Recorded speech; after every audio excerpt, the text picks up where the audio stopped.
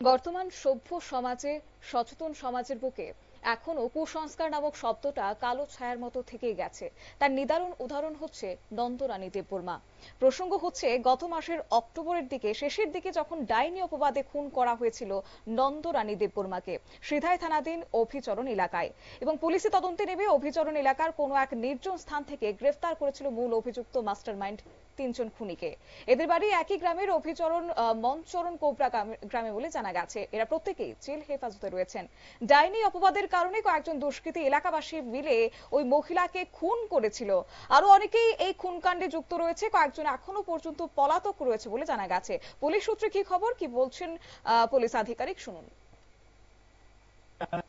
এখনো অবধি প্রথমে তিনজন যারা মূল আসামি, আমরা প্রথমে তিনজন অ্যারেস্ট করেছি এবং তাদের জিজ্ঞাসাবাদে যিনি মেন কনস্পিরেটর ও আমরা পরবর্তীতে গতকাল একজন অ্যারেস্ট করি এই কেসের সংস্রবে, যার নাম প্রফুল্ল দেববর্মা, বয়স ৬৬, পিতা স্বর্গীয় বুধিচন্দ্র দেববর্মা, মনচরণ কোবরাপাড়া, আমাদের সিধাই থানার অন্তর্গত।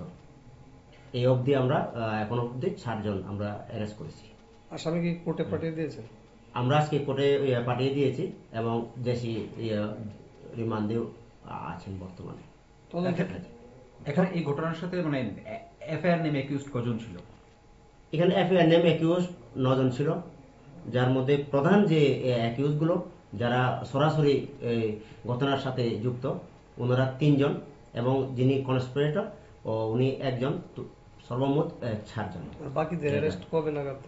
বাকিদের যদি তদন্তে যদি এরকম করে যদি এভিডেন্স আছে, আমরা নিশ্চয়ই তাদেরকেও আমরা আটক করব।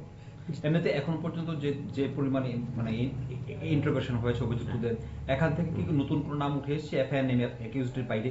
না, নতুন করে তো কোনো নাম উঠে আসেনি, যেটুকু নাম এর মধ্যে প্রধানত 3 জন আর যিনি কনস্পিরেটর এই মোটামুটি 4 জন। স্যার, মিতার পরিবারের যে সদস্যরা এখন কি তারা নিজেদের বাড়িতেই রয়েছে না অন্য কোথাও রয়েছে? কি এখন আমাদের কাছে যেগুলোর উপর আমরা যেভাবে তাদের সঙ্গে কথা বলি, ওনারা নিজেদের বাড়িতে নেই, ওনারা ওনাদের নিজস্ব আত্মীয় বাড়িতে রয়েছেন, এবং কি যদিও ওনারা থাকতে যদি চান কোনো অসুবিধা নেই, থাকতে পারবেন, কিন্তু আমরা রিকোয়েস্ট করেছি থাকার জন্য। ওনারা একটু এই ঘটনার পরে ওনারা তবু এখানে থাকতেছেন না, ও আত্মীয় বাড়িতেই থাকতেছেন। এলাকার পরিবেশ এখন কিরকম রয়েছে? এটা অবশ্যই নর্মাল, কোনো অন্য কোনো কিছু আর বিষয় এখানে আর অবশিষ্ট নেই। সিধাই থানার অফিসার ইনচার্জের বক্তব্য আপনারা শুনলেন, এবং এর মধ্য থেকে পুলিশ 3 জনকে আটক করেছে, এবং ফের 4 নভেম্বর আরো এক মূল মাস্টারমাইন্ডকে আটক করেছে সিধাই থানার পুলিশ, যার নাম প্রফুল্ল দেববর্মা।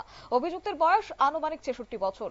গতকাল 5 নভেম্বর বুধবার সিধাই থানার পক্ষ থেকে আসামিকে কোর্টে প্রেরণ করা হয়, যার মামলা নম্বর 2026 STI 071। তদন্ত চলাকালীন এবং অভিযুক্তকে গতকালই কোর্টে প্রেরণ করা হলে আদালত সেই ব্যক্তিকেও জেল হেফাজতে থাকার নির্দেশ দিয়েছে। নিয়ে নিচ্ছে ছোট্ট একটি বিজ্ঞাপন বিরতির সঙ্গে থাকুন।